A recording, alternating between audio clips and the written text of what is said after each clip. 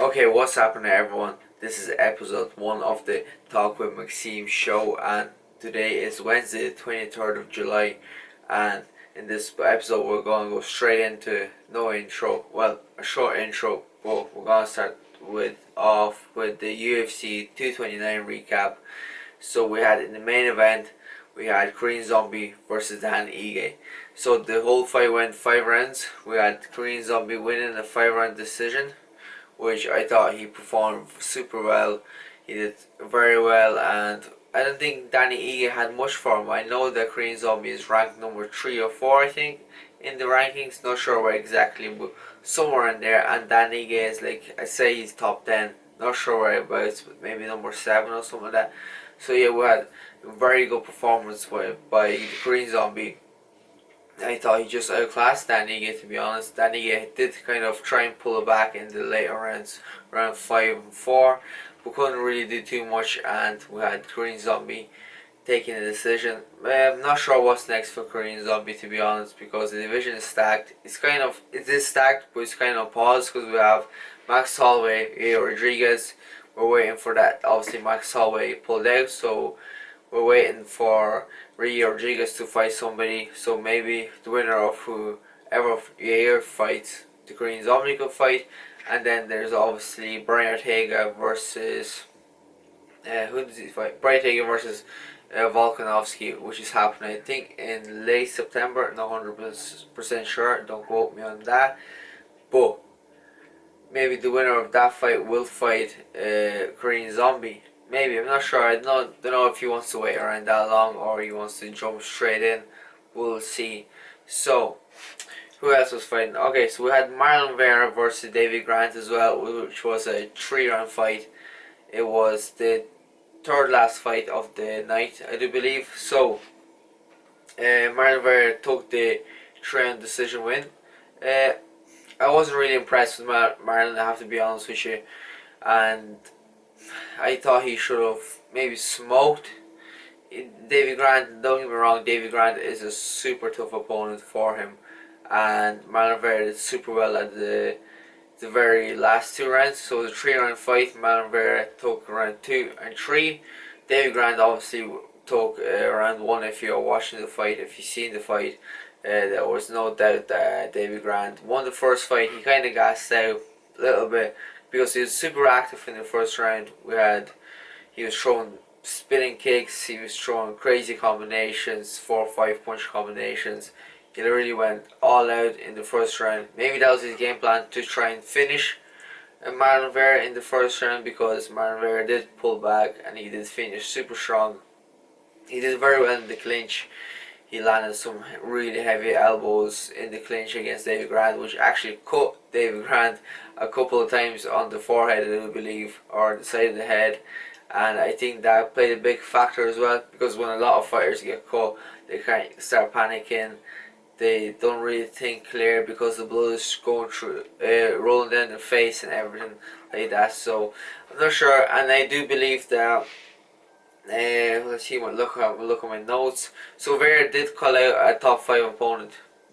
Don't think he's ready for a top 5 opponent. Just his performance against David Grant, who wasn't even ranked yet. It wasn't too impressive, and you really have to impress the matchmakers and Dana White and everyone else, whoever's doing the rankings, to get a top 5 opponent. So he's ranked number 12, I do believe, Chito Vera right now. So we do have Dominic Cruz, who's ranked number 9, who's currently ranked number 9, and would that be a good fight? Yeah, it interests me, definitely would. I mean, I don't really want to call Dominic Cruz the gatekeeper of the bantamweight division, because he's super good, as we all know, and he is still trying to have a title run. So maybe in the future we might see Dominic Cruz fight for a title one more time. But would he take this fight against Marlon Vera? Personally, I don't know. Marlon Vera has a little bit of hype after beating Sean O'Malley with them calf kicks. So maybe he will, because Marlon Vera has a little bit of a name right now. So maybe he will take this fight. But in my opinion, I don't think Dominic Cruz takes this fight, because he's ranked number 9. He's looking to get a title shot, so he wants to probably fight top 5 guy. Marlon Vera is ranked number 12. And he would fight, I do believe, Dominic Cruz if he was offered instead of a top 5 opponent, which I don't believe he's going to get. He might get someone like he's number 12, so he might get someone like 8 or 7, not sure who's there. But I don't think he's getting the top 5 opponent for sure. Okay, so then we also had on the card, we had Matt Brown with a crazy knockout over Diego Lima, Diego Lima is a game opponent. Matt Brown is a bit older. He's 42 right now. Guess it was an even fight. Diego Lima was throwing some lovely low kicks. So a lot of calf kicks that were hurting Matt Brown's lower leg, especially under the calf region. So, and then what I do remember is the fight was super close.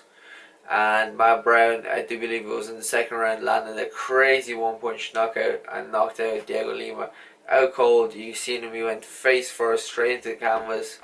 There was no need for a finish or anything like that. And what does Matt Brown do now? He's 42 years of age at the moment, and I'm not sure where he goes from here. He's definitely not going to get a top opponent, I don't think so. Not sure, I don't even think he's ranked at the moment. He's 42, so he might get another, maybe a top 10 opponent or someone like that. I doubt it. Give him a top 15 or something like that, and he can move on from there. I do believe he only has 2 or 3 fights left in the UFC, so I think that'll be him over. What else do we have? We had Diaz tweeting at Usman actually. I'm gonna pull up the tweets right now. I'm gonna read them out. So Nate Diaz goes, who's this guy fighting someone he KO'd already? Obviously talking about Colby Covington, because he did get a TKO finish, I believe, in round 5 in their last fight. So that was Nate Diaz's tweet. Kamaru Usman fires back, I see you 209. If you really want this 187, then call your boy Hunter, who is a matchmaker. Then Diaz goes, you're locked down, you do what you're told. You do like you're told to be a good champion, was what Diaz says. And then Kamaru Usman fires back, keyword champion, lol. All you guys are just internet tough guys nowadays. Like I said, if you really want this pressure, then holla at your boy Hunter. Then Nate Diaz goes, you're doing great, champ. I wasn't trying to disrespect. Have a good fight with one of those poor guys you beat up already. So, what do I think about this fight? Don't think it's gonna happen, to be honest. I do believe that Kamaru Usman is gonna fight Colby Covington next, and then what I want to see is Kamaru Usman versus Leon Edwards if Kamaru wins, or Leon Edwards versus Colby Covington if obviously Covington wins the title. I don't think that Usman will fight Nate Diaz right now, but the problem is Usman only has a couple of fights left in his UFC, I do believe, career. Maybe another 2 years left.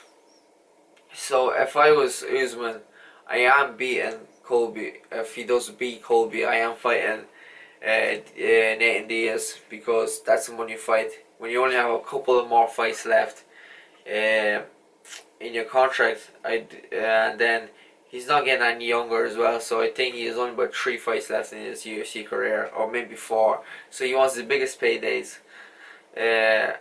Does it make sense? Not really, because obviously Leon just beat him and beat him pretty dominantly. I know he nearly got finished at the very end of the fight, but I don't know. I don't think that makes sense for Diaz to fight Usman at the moment, because I do want to see Leon get the title shot over anyone else, even Colby Covington. I don't think he deserves to have that title shot over Leon, because obviously Colby fought Usman already in Colby's last fight. He did get finished. Leon fought Usman as well, but they fought 9 years ago, so which is a big difference. And obviously Leon just put on an amazing dominant performance over Nate Diaz in the last UFC pay-per-view. So I do think that Leon should fight for the title next. Will it happen? I don't think so. I think Usman will fight Colby next, obviously, but look, we'll see what happens anyways. What other news do we have? Oh, so we have Sage Northcutt put up a picture of him looking very beefy. Obviously, Northcutt was signed with the UFC, now signed with One Championship, and yeah, he put up this picture here right now, as you can see on his Instagram. He's looking hard beefy compared to when he was like 2 years ago when he was still with the UFC. Now, I'm not sure. I do believe he is taking some supplements, aka the juice. So obviously, I do believe, and that's my opinion. I do think he's taking some juice over there. I don't think the testing is as great as in the UFC over in One Championship. Now, I could be wrong because I do believe the weight divisions are done differently in One FC. So maybe Sage Northcutt is moving up a division. I'm not sure. But he is looking super beefy at the moment, and I say he'll be back fighting soon again. And I do believe he will be champion in One FC soon. There's a lot of killers in that organization, but I do believe he could be a champion there. He's still young. They love him over there in that Asian market because he just looks like a superhero, like a comic character, you know. And they absolutely love him over there. I do believe he will be champion in that division. Maybe in the next 3 to 4 years, they're just gonna build him up slowly, make him a bigger star, and he will be a champion there. As I said, in the next 3 and 4 years. Okay, what else do we have to talk about? So, Luis Pena got arrested. So, Luis Pena was arrested alleged for robbery and battery.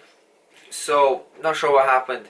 I think what I'm getting from the story, what I did read, that someone tried to take pictures with him, that he didn't want to take pictures with him, and obviously Luis Pena was kind of backing off. I don't think he was happy, or maybe this happened in a public place, which I do believe, and Luis Pena did not want to take pictures, so he maybe kind of pushed the guy off and took the guy's phone, which it is robbery. So I just hope that Luis Pena doesn't get into serious trouble over this, because when there's battery involved and he's a professional athlete, he could face some consequences. Now, I know he did put up a tweet, as you can see right here, that he is currently struggling with some mental health issues. So, does the UFC help him at the moment? And he did put this tweet out. He is struggling with mental health, and will the UFC? I'm not sure. That obviously he said that he got help. Not sure if he got the right help, but does the UFC then turn around and go, okay, here we have some mental health specialists here that we want you to talk to, and does it get sorted? I'm not sure, but I just hope that Luis Pena doesn't get into crazy trouble. So we also have the Ultimate Fighter 29 going on right now, which I am currently watching, and I do believe in the next episode I'm going to go more in depth about that. So what else do we have? Anything fun from Twitter? It's nothing yet. I do believe Miesha Tate, I actually seen this morning, she is fighting on July 17th. So next coming up month, I'm going to be not sure who she's fighting. I cannot remember who the girl she's fighting, but that's another interesting fight. I'm looking forward to coming back. Same thing, she was signed with the UFC, former champion, went over to Asia to work with One Championship, obviously. She felt like she can still compete. I know she had a child. I think she was sitting at home, obviously working for One Championship, seeing all the fights happening around her. I think she got the itch to try and get the title again. So she is gonna be fighting now on July 17th against. I'm not sure if she's fighting a ranked opponent or not, but I do believe she's gonna try and challenge for the title in the next 2 or 3 fights, which is gonna be pretty exciting to see her come back after a little bit of a. I think she was out for about 2 years working for One Championship, so it's gonna be interesting to see her coming back and how good are her skills. I did see her hitting mitts, and she does look in really good shape, and she does look pretty sharp. Obviously, she's fighting like 3 weeks, I do believe, which is July 17th. Yeah, she's fighting in 3 weeks, so she's gonna be looking sharp and top. Basically, or she's probably peaking at the moment or close to peaking, and she looks in phenomenal physical shape. So it's gonna be pretty interesting to see It's going to be pretty interesting to see what's going to happen for our next. Okay, so let's see what else we got. So this weekend, I do believe we have Alexander Volkov versus Sijara. This is going to be an amazing fight. I got Volkov. I think his experience is going to show in this fight. I do believe he is way more fights. I think he's 33-8, and I know Sijara is 8-0 undefeated fighter. But Volkov is super tough, and he's on a 2-fight win streak right now. He beat Alistair Overeem, I do believe. He finished him. And then, who else did he fight? I'm not sure who he fought before that, or after Walt Harris. That's exactly who he fought. And he finished Walt Harris in the second round, I do believe. And he finished Alistair Overeem in the second round. So he's coming off a 2-fight win streak. He's looking super strong and mean. And he's going to be a little bit bigger than Sijara. I think he's 6'7". Sijara is about 6'4", so he's way more experienced, and I think that fight is going to go into the later rounds, and Volkov will actually get the finish in the later rounds, or going to get the decision win. I think the UFC need to build up Sijara a little bit, because I do believe he can be a very good champion. I think he's French or something like that, and obviously MMA just got legalized in France, and he could be a big star over there. Same as Francis Ngannou, he's a big star in Africa, big star in France as well, because obviously if you know his story, that he trained in France, and I think he's originally from Cameroon, trained in France, then moved to the US to pursue his MMA career further, signed the UFC and stuff like that. Now he's training with, who is he training with? I think he's training with in the same gym as Corey Sanhagen, and there's a lot of killers in that gym. But anyways, back to Sijara. I think he's only 8-0. As I said, Volkov's 33-8 with a lot of experience in the UFC, fighting a lot of tough guys, the likes of Walt Harris and Alistair Overeem and all that. So I do believe that Volkov takes the win in that, and yeah, I just think the UFC need to build him up slowly. That's all. That's regarding Sijara. They just need to build him up slowly, and yeah, I think that's it. So yeah, thanks for tuning in, and I will see you in the next episodes where we're gonna talk more, as I said, of the Ultimate Fighter, and just this past UFC fight card that's gonna happen, which is a fight night Vegas 30 or 29, I do believe. So we're gonna talk about that and much more in the next episode. So see you all then.